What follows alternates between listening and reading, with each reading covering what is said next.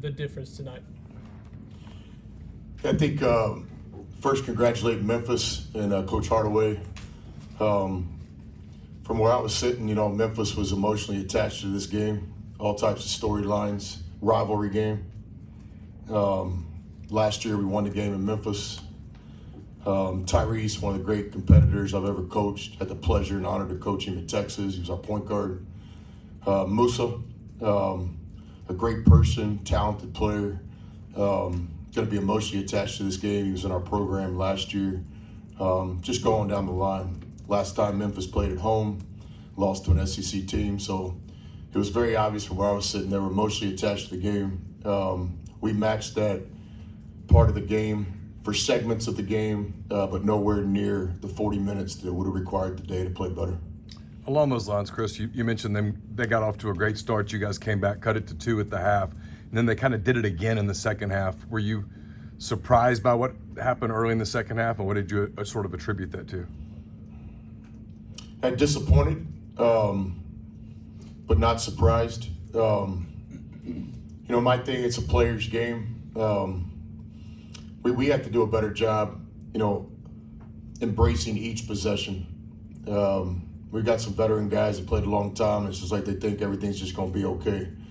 And when you're playing against a team like Memphis, that again, in my opinion, was emotionally attached to this game, you don't have that margin for error. But certainly the start in the first half and the start of the second half was really the difference in the game.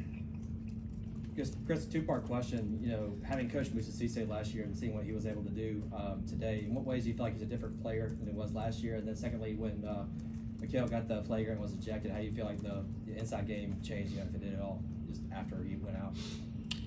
First of all, Musa, I'm a big fan of Musa. We got the Ole Miss job. He was the guy that we wanted to come in, kind of start the recruiting class. He worked really hard in our program last year. Nothing but praise to say about Musa as a person and as a player.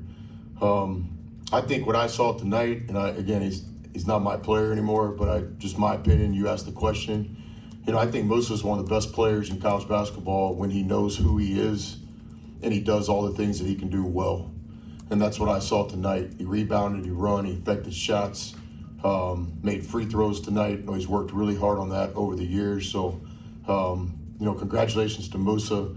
He's a guy that I'll always pull for. Once a player in our program, always a player. He made a business decision like all players have the opportunity to do at the end of the season. But I've always been a fan of Musa. Second part of your question was about Mikal. That hurt. Mikal was our most physical player. He can match up with their bigs the best. He was on the way to have a double-double tonight at 8 points, 7, 8 rebounds. Was going to be a big focal point of our second half game plan.